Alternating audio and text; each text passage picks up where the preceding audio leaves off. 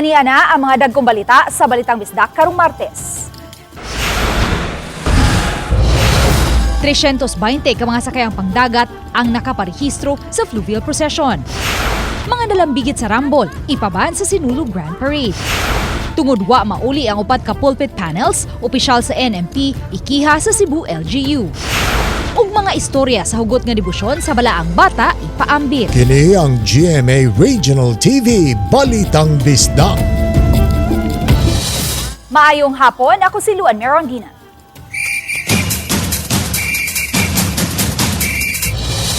Mga batang na nag-edad og 12 anyos paubos, dili mamahimong musakay sa mga sakayang dikating nga mosalmod sa fluvial procession karong Enero 18. Samtang miabot sa 320 ka mga sakayan ang nakaparehistro sa Philippine Coast Guard nga mosalmod sa prosesyon sa kadagatan. Si Alan Domingo sa detalye. Giulagway sa commander sa Cebu Coast Guard Station, Captain Jerome Lusada, nga naa sila sa final stage sa ilahang pagpangandam sumabot nga fluvial procession nga ipahigayon sa Enero 18. Gipahibaw sab ni Lusada nga mas daghan ang nagparehistro karong tuiga, itandi sa nakalabay katuigan nga niabot na sa kapin 320 ka mga sea vessels. Ang mga musalmot kinahanglan nga musubay sa mga safety protocols nga nakabutang sa ilang giisyong pagtugot, ilabi na pagsunod sa kapasidad sa sakinan nga walay overloading. Bahigon usab ang masakayan diin ang madagko ang plastada sa unahan samtang ang magagmay sa uwahi alang sa pagsiguro sa kaluwasan sa mga moapil sa prosesyon.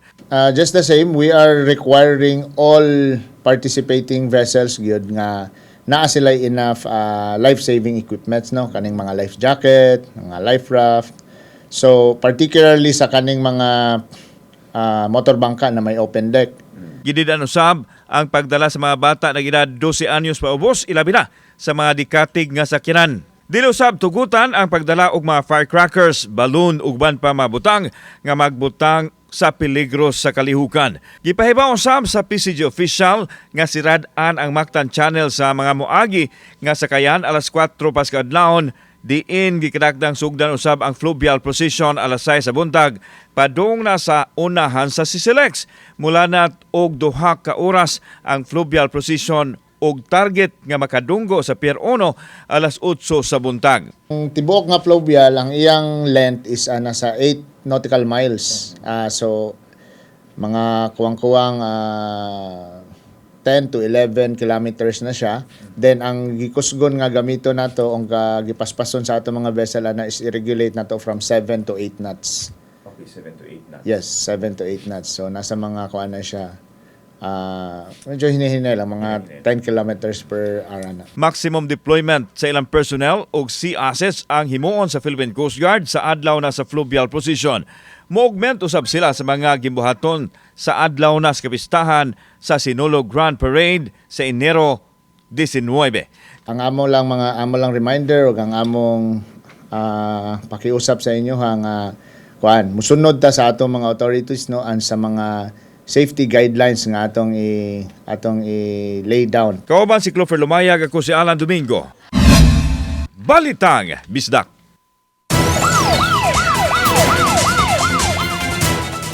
Mga dayo nga kawatan nadakpan sa Talisay City. Gingong nangigo sila sa mga silingang dakbayan sa pagtuo nga focus sa mga pulis sa Sinulog Festival. Dulan sa 100,000 pesos nga balor sa gipang shoplift na bawi. Ang report ni Femari Dumabo. Unang nasikop kining babae ug lalaki nga misuway sa pag-shoplift sa usa ka mall sa barangay Bulacau sa Dakbayan sa Talisay. Human sila nasakpi sa mga security personnel nga mogawas na unta bitbit ang mga gikuhang tinda nga way bayad. Mukan tidad ang tanan sa kapin 40,000 pesos. Nahitabo kini pasado alauna niadtong Domingo, Enero 12. Naglingi konti yung mga personnel ng mall, doon sila sumasalisi, doon sila tumatakas. So, dala-dala pa yung basket? Yes, dala-dala mismo yung basket. Pinalabas nila? Yes, dala na. Pag nakalingi. Pero, according sa kanila, doon sa pag-debrief natin, selective din sila. May mga malls talaga na tinatarget nila. So after this, makikipag-dialogue nga ako sa mga concerned malls. Sa gimo nga follow-up og hot pursuit operation, nasikop ang laing tulo og nasakmit ang ilang sakyanan nga dunay mga kinarton sa mga grocery items. Resulta nga gi-shoplift usab nila kini sa mga mall ug supermarket sa silingang mga syudad ug probinsya. Ang maong mga dinakpan taga Baguio City ug Malabon City sa kauluhan. Mato di Police Lieutenant Colonel Eprian Paguyod ang hepe sa Talisay City Police nga miangkon ang mga dinakpan nga ang mga silingang lugar sa Cebu City ang ilang punteriya. Yung pagtatanong kasi namin, medyo alanganin sila sa Cebu City. Pero according sa kanila, may mga ibang kasamahan din sila. So, inalerto na rin namin yung Tri-City. No? So, alert talaga ngayon yung ating kapulisan ngayon. So, most likely, wala na talagang patutunguhan itong mga dayo na to upang magnakaw lang at guluhin ang ating festivity dito sa ating mahal na Sugbo. Gipanagan-an na usab sa kapulisan nga mopahimulo sa mga kawatan tungod sa kabisi sa mga otoridad labot sa kasaulugan sa sinulog. Hinungdan nga masingusgan ang ilang intelligence o security deployment. Gimonitor nila karon ang uban pa nga posibleng kauban sa mga dayo nga mga kawatan. Uban ni Godfrey Relien, Femari Dumabok. Balitang Bisdak. Human mabalita sa RTV Balitang Bisdak ang reklamo sa mga residente sa Sitio Cabaloy, Barangay Pahak, Lapu-Lapu City sa wa matiwas nga drainage project nga misangpot sa daghang disgrasya, ang dapit giaspalto na. Ani ang follow-up report.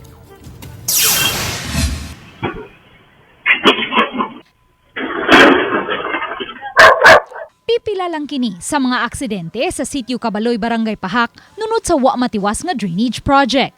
Ang maong mga insidente nakuhaan sa CCTV sa usa sa mga panimay at bang sa wa na patag nga karsada. Enero 3, nabalita sa RTV Balitang Bisdak ang reklamo sa mga residente ug human sa upat ka adlaw. Giaksyonan dayon sa lokal nga kagamhanan ang ilang suliran. Ang kaniadtong libaongon nga daan karon napatag na human maaspalto. Butang nga gikalipay sa mga residente sa Sitio Cabaloy, ilabi na sa mga motorista nga matag adlaw maagi sa dapit. Halos ang maagi, malipay na jud sila kay di na sila magminor ngan apay maaksidente mahitabo sa sunod. Amo na ma'am akong mensahe nga ining iriyaha. Daghang salamat jud sa pagpaluap nimo sa Balitang Bisdak na lipay jud ang mga pahakanon tungod aning iriyaha.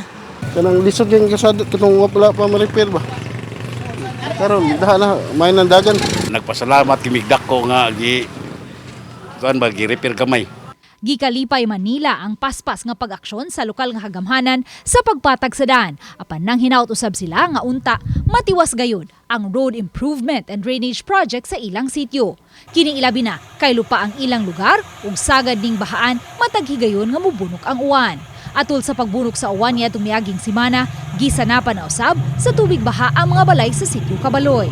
Karon ang among problema karon panahon sa tig-ulan, amo ni diri ang drainage nga wa natapos. Pag ulan, okay ang kalsada pero ang baha na pod. Amo unta na amo gipangayo nga kun unta natapos sa mga kalsada, inang drainage unta makunik pod siya ma'am.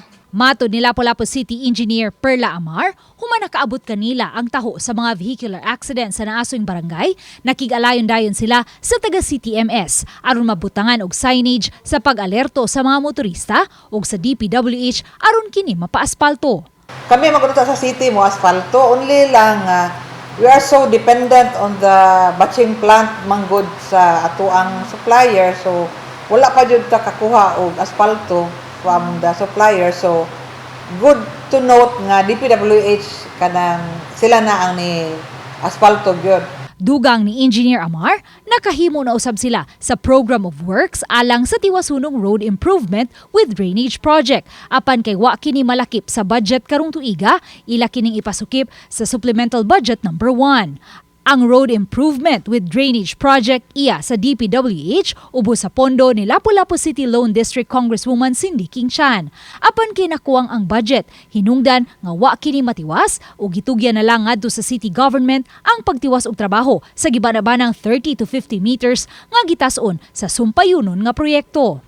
So hopefully, but that would be kuan na jud ma-address na siya maybe first or second quarter of this year. Ma-appeal na sa supplemental and then ako na pong instruksyonan na ako ang engineer pod nga. Uban ni Marlon Melgazo, Luan Merondina, Balitang Misda.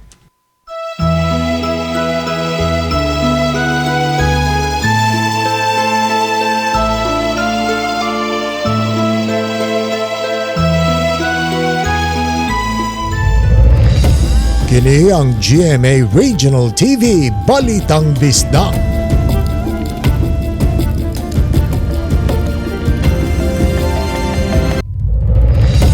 Kini ang GMA Regional TV Balitang Bisdak. Girekomendar sa Sinulog Foundation Incorporated nga iban ang mga propsmen nga nalambigit sa rambol niadtong Domingo sa gabii. Ang report ni Alan Domingo. Kini ang nag-viral nga video sa mabatan-ong nagrambol sa Barangay Sambag 1 ning siyudad Sugbo. Sila mga propsmen sa duha ka mga contingents nga misalmot sa Sinulog sa kabataan sa Dakbayan. Nasairan sa opisyal sa Sinulog Foundation Incorporated gikan sa Sinulog sa kabataan ang mga propsmen dihang nagkantsaway nga misangpot sa kagubot. Gikaalarma kini sa SFI busa mirekomendar sila nga iban ang mga propsmen sumaabot nga Sinulog Grand Parade aron siguradong malikayan nga magkatagbo pag-usab ang nagkabikil nga grupo. Gikadak na ipatawag sa SFI ang mga organizers o choreographers aron mahan ay mga lakang pagsigurong way susamang panghitabo ang mutumaw sa Sinulog Grand Parade. Dili man intawon rani pasundayag pasikatay og inunta ipakita ang atong galing sa pagsayaw or unsa diha paghatag og presentasyon, no. Ang ato ra gyud ini ang una ginatuan ni i-consider, this is not just a Mardi Gras, usa kini ka nang gitawag bitaw veneration dance, no.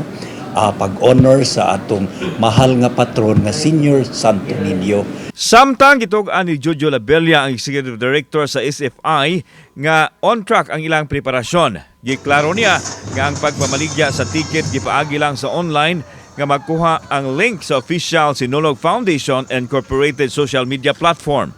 Sa pikas bahin, gipahibaw ni Labilla nga napuo lang sa 18 ka mga contingents sa Sinulog sa kabataan ang nagkuha sa pre-qualification ug opisyal nga makasalmot sa Sinulog Grand Parade. Hinoon, ikidagdang opisyal nga ipahibaw sa mayor kung aduna may mga kausaban. Doon na possible changes kay pero ang katong na katong wa makasud sa top 10 sa kabataan, di na gito sila maapil sa competition. Now we are still going to have any kanon discussion as to kung muhalad or whatever compromises ka atong baton sa top 8. Kauban si Clover Lumayag, ako si Alan Domingo. Balitang Bisdak. Musangat og kasong kriminal ug sibil si Governor Gwen Garcia batok kang Jeremy Barnes, Director General sa National Museum of the Philippines kun NMP.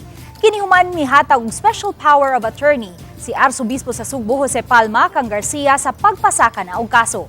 Gipahibaw kini sa gobernador atol sa press conference uban kang Mayor Georgie Derama sa lungsod sa Bolhoon ug Cebu Archdiocese sa Commission of the Culture of Heritage of the Church. Naaghat sa pagpasaka og kaso si Garcia human mag-usa ka tuig na nga wa tubaga ang ilang suwat nga ipauli na ang mga pulpit panels sa Nuestra Señora del Patrocinio de Maria Santissima Parish Church sa Bolhoon. Mga kasong kalapasan sa Anti-Graft and Corrupt Practices Act ug kalapasan sa Code of Conduct and Ethical Standards for Public Officials and Employees ug Anti-Fencing Law of 1979 ang gipasaka batok kang Barnes. Gitunan usab ang kasong kalapasan sa National Cultural Heritage Act of 2009 nga idugang pagpasaka batok kang Barnes. Lakip sa kasuhan ang magtiayong negosyante nga giingong nag-donate sa upat ka mga panels sa NMP. Matod ni Garcia nga adunay musaksi nga makapamatuod nga gikawat ang upat ka mga panel sa simbahan niadtong 1988. And stated very clearly that these were stolen. These were never deconsecrated. There was never any permission to take them out from the pulpit and had requested long ago, last year, that these be returned immediately, charging him with anti-fencing. We will establish the crime of theft. By the very nature of the affidavit, which the policeman who actually conducted that investigation has already given. Breakfast meeting yesterday, the Archbishop is giving the SPA to the provincial government in the filing of the cases.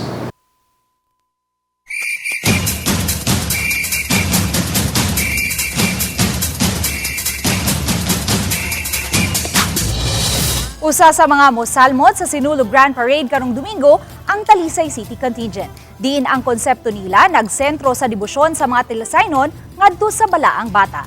Dugang detalye sa ilang preparasyon sa live report ni Fem Marie Dumabog. Fem?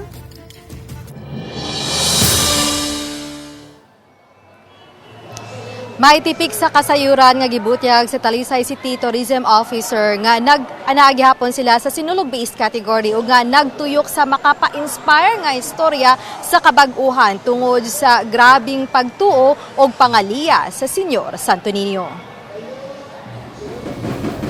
Niadto pa lang Nobyembre sa niaging tuig, nagsugod na sila sa ilang dance practice.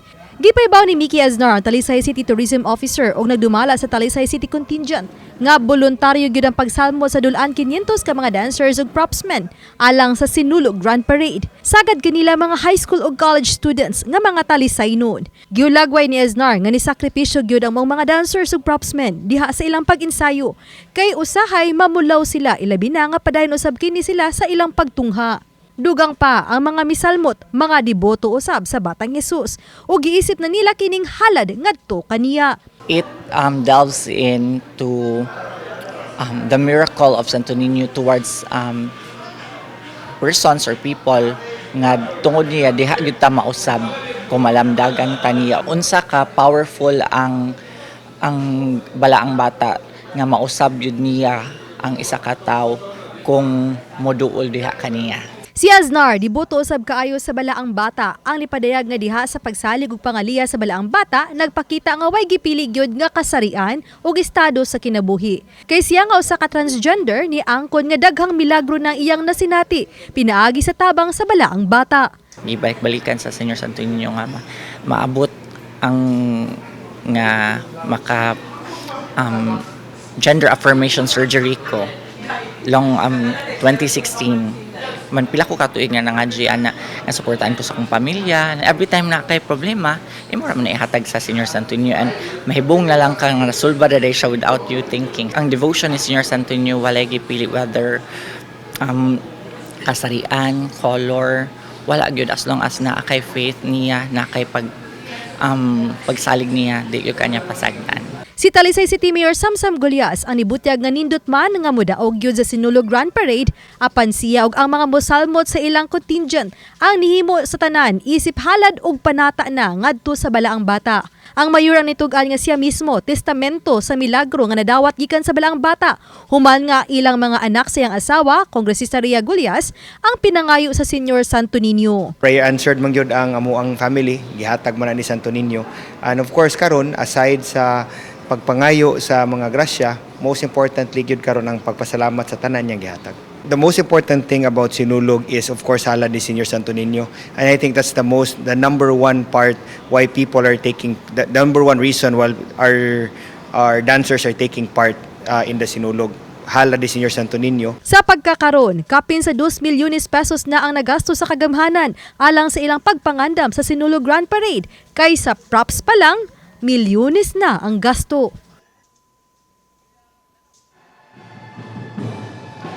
May bisan diha sa ilang practice waig sapayan sa mga dancers ug propsmen nga himuon kini sa gabi o sa kadlawon.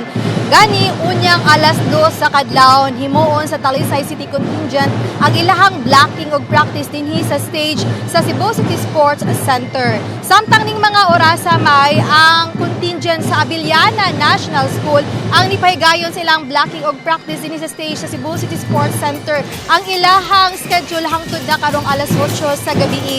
Ang Abiliana National School mao'y 6th placer atol sa ritual showdown sa Sinulog sa Kabataan sa Dakbayan. May daghang salamat, Fem Marie Dumabog. Kini ang GMA Regional TV Balitang Bisdak.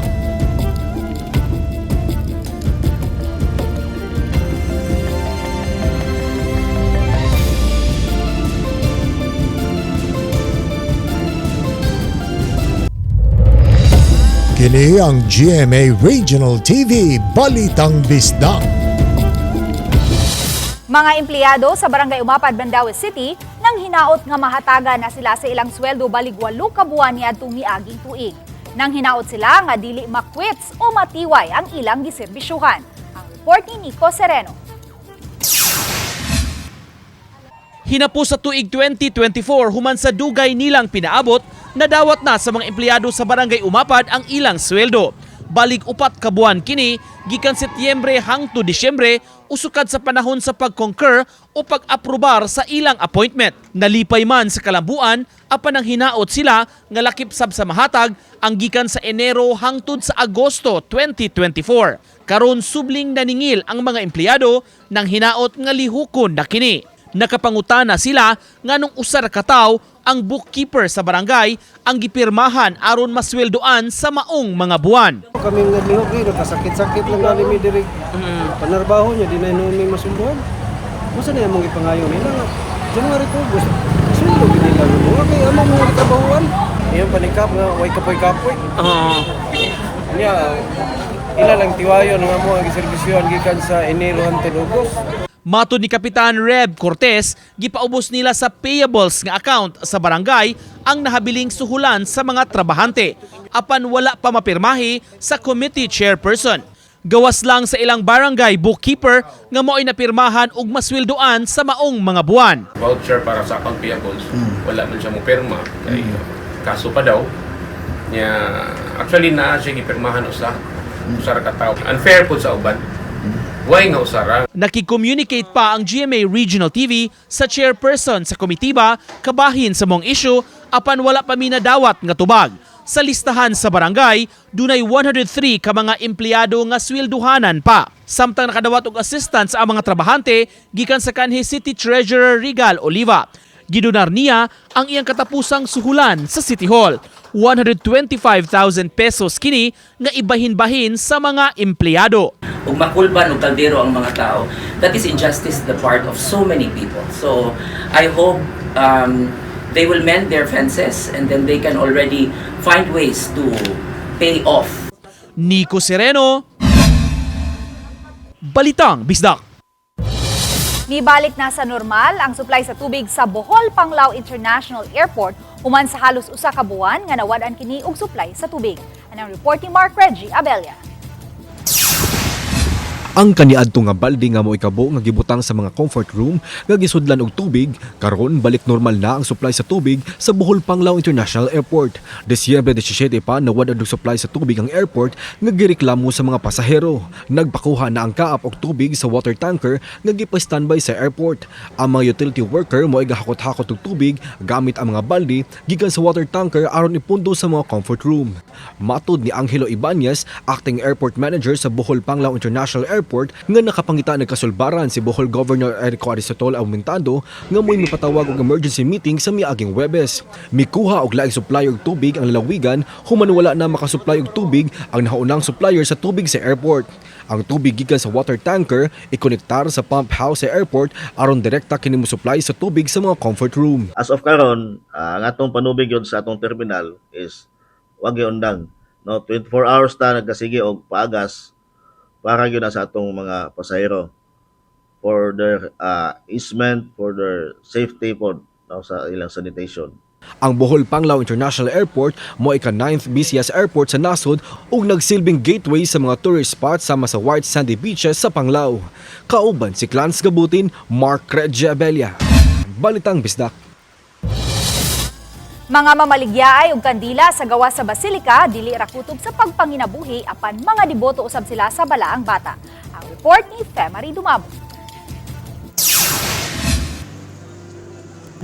Sa matag bisan novena alang sa kapistahan sa balaang bata, makita gyud sa bisan asang dapit sa gawas sa Basilica Minore del Santo Niño kini mga candle vendor. Namaligya sila og kandila sa tag 10 pesos ang buok ug may ipasukip pa kining mga pasinog ug pag-ampo uban sa pagkaway-kaway sa mga kandila isip pangaliya nga gustong ipadangat sa balaang bata sa mga nagpaampo. Human ini bit-bit kini sa nagpaampo aron ihalad sud sa simbahan. Apan matud nila, dili ra kini kutob sa pangwarta ang ilang gihimo kay ilang pagpamaligya og kandila uban ang pagsinog kabahin nas ilang panaad ug debosyon kang Senyor Santo Niño. Si Lori Lindayaw, 63 anyos, taga Barangay Kanasuhan sa Dakbayan sa Karkar. 33 katuig nang namaligya og kandila gawas sa Basilika.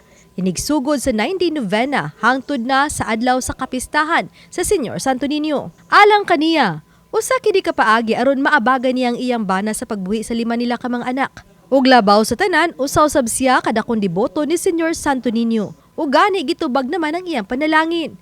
Sa pagkakaroon, nakatilaw na sila og gamay nga kaharuhay sa kinabuhi. Tugod niini gidid-an na unta siya sa iyang mga anak sa pagpamaligya og kandila. Ilabi ning panahon nga mokalit lang og init ug bundak ang uwan. Apan panaad niya sa balaang bata nga kun madapas iyang lawas, mutuyo gyud siya sa pagbisita sa Basilika aron makapaninda og kandila ug makasalmot sa siyam ka adlaw nga misa nobinaryo ug hangtod na sa adlaw sa kapistahan sa Batang Jesus. Deboto ba sa tuka ni Deboto. Deboto jud ko ni Senyor. Kay nahimo jud ang tanan nga akong gipangayo, nga akong nga anak, nga mga minyo nga dili sila panagbalan silang bana, giampingan pud sila sama nagamping sa mga ginikanan. Okay ra jud kaayo. Mao jud akong giampyo sa Ginoo nga maninda gyud kog pista, pero di na gyud kay ko nga asawa na kay kada semana ni ama jud ko.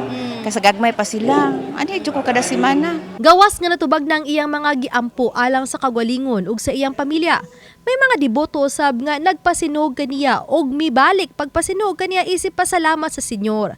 Sagad ini mga naghangyo nga makapasar sa board exams. Board exam mga ni sila nga mga magpadong pa ilang exam, mga sila sa Senyor nga makapasar sila.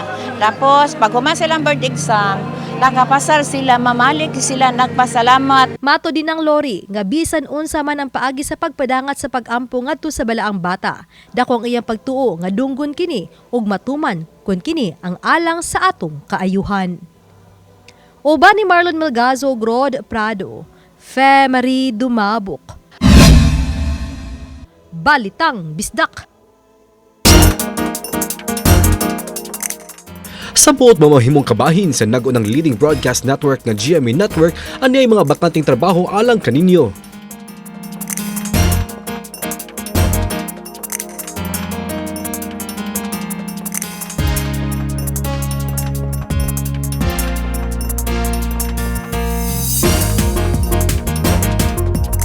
Sa mga interesadong aplikante, mamahimo bisita sa careers.gmanetwork.com alang sa dugang detalye.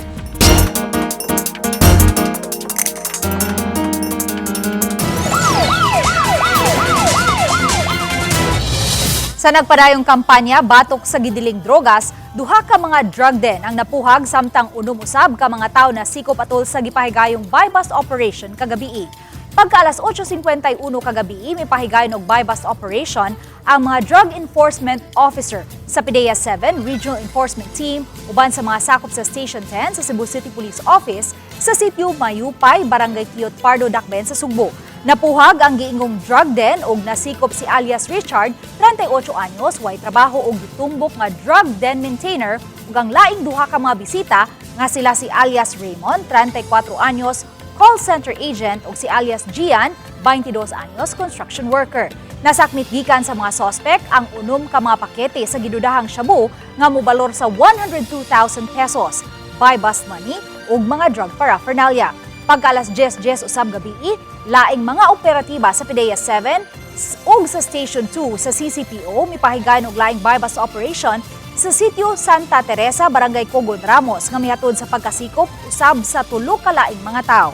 Nasikop si alias Glenn, 35 anyos, way trabaho og gitumbok nga drug den maintainer ug laing duha nga sila si alias Mike, 47 anyos, way trabaho og alias Bricks, 32 anyos, labor.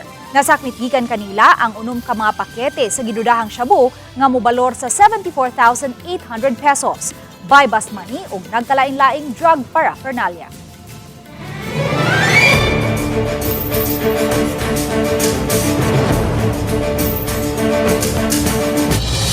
Nadakpan ang usa ka barangay tanod human kini nakuha og armas sa kapulisan sa Dakbayan sa Talisay didto sa Lower Crusher, Barangay Lawaan 3 niadtong Domingo sa gabi, unang adlaw sa pagpatuman sa COMELEC gun ban.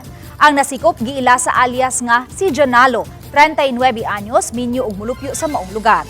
Si Police Lieutenant Colonel Ipriam Paguyod, hepe sa kapulisan, nibutyag nga nagpahigayon sila og COMELEC checkpoint ug agresibo nga pagpatrolya sa dapit.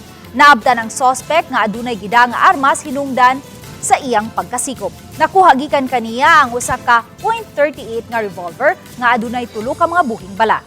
Gawas nga nakalapas kini sa Comlec gun ban, di usab lisensyado ang armas niini. Samtang kapitan sa Lawaan 3 ni butyag nga ila nang gisuspenso ang maong tanod. Mag-verify po ng may mga dalang armas na wala pong lisensya. Kasi ang konsepto po natin, we do not rest only on checkpoints operation. Kasi alam nyo minsan, iniiwasan lang nila yung checkpoint. O sinasabay po natin yan. Dari ko sa atong barangay natin, batak na, muhatag mo ang chance sa mga tao na gusto magbago. And then, i-apply na si Diri nga, pwede ba siya mo serviso sa barangay, kay kung siya interview, dugay-dugay siya ga-apply. Mga pila ito ka tuig. And then, mura mo sa mutabang-tabang, siya ang pamadlong.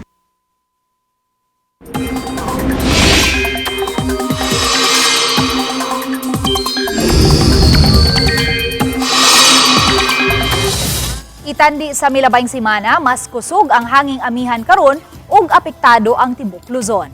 Ang amihan mao ang bugnaw ug ang ugang hangin nga gikan sa Siberia ug mainland China. Apan gawas ni ini mipasulabi usab ang init ug iga nga panahon tungod sa easterlies. Subay sa kasayuran sa Metro Weather, uwanon gihapon ang pipila ka bahin sa Samar ug Leyte provinces. Katag-katag nga pag-uwan ang masinati sa pipila ka dapit. Apan posibleng muhatod kini sa pagbaha o baka pagdahili sa yuta kung magpadayon man ang pagbunok sa kusog nga uwan. Posible gihapong uwanon ang nahabiling bahit sa nasod. Doble karon ang kalingawan nga gihatod sa world premiere sa duha ka kapuso serye kagabi. Sa Ilonggo Girls sa GMA Prime kanus-an nag-cross ang kapalaran sa mga karakter nila ni Michael Sager ug Jillian Ward. Apan dili di ay ang love niyang aktres nga si Venice kundili ang probinsyanang si Tata. Andam bakhang magpakaron innong si Tata isip si Venice, unsa kaha ang gitagong sikreto ni Venice. Masayran kini karong alas 9:35 sa gabi sa GMA Prime ug Kapuso Stream. Samtang sa alas 11:25 usab sa gabi ang delayed telecast sa GTV. Nahimong mas maanindot pa ang GMA Afternoon Prime sa pagsugod na sa prinsesa ng City Jail. Human sa graduation speech sa bidang si Princess nga gipituuna ni Sofia Pablo, may throwback sa kalibutan diin siyan gipakataw sa Bagong Bayan City Jail. Didto, magkahimamat pag-usab ang mga karakter nila ni Beauty Gonzales o Denise Laurel, parehong flight attendant, managsamang nabilanggo o puros mga nagsabak. Masaksihan ang higpit nga panagribal sa duha matag alas 3:30 sa hapon sa Kapuso Network. Gipatuman sa Department of Health ang Code White samtang Code Blue usab ang Office of the Civil Defense kun OCD sa kalihukan sa Fiesta Senior ug Sinulog 2025. Mumuntar og 42 ka mga medical centers ang Department of Health sa mga dapit sa Dakbayan sa Subo adlaw na sa fiesta sa syudad.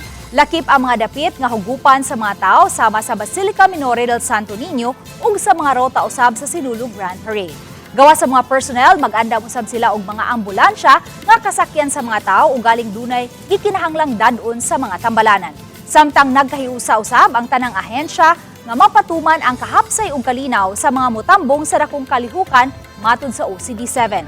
Gipatasan nila ang alert level niining panahona aron matutukan gyud ang sitwasyon ug masiguro ang kaluwasan sa mga tao. Pahimangno sa DOH ug OCD sa mga tao nga mag-amping sa panglawas ug sa personal nga kaluwasan. Atong Emergency Operations Center specific for sinulog na event. So natin mga tao nga gi-designate diha and ang ilang i-monitor it's sinulog event and from January 8 to 20. So dili lang ang Mardi Gras atong ang Grand Parade or ang Solemn Procession but also the eventualities nga pwedeng mahitabo sa Basilica. When it comes to security, it's a different thing from the emergency preparedness and response. Kaya naman sila implementation plan, sila sa ang nakabalo na. Kami, ang GMA Regional TV Balitang Bisdak, kinatibuk ang puwersa alang sa mas na komisyon ug mas halapad nga pag-alagad sa nasod. 5 kaadlaw na lang, Fiesta Senior ug Sinulog Grand Parade na. Maayong hapon mga kapuso.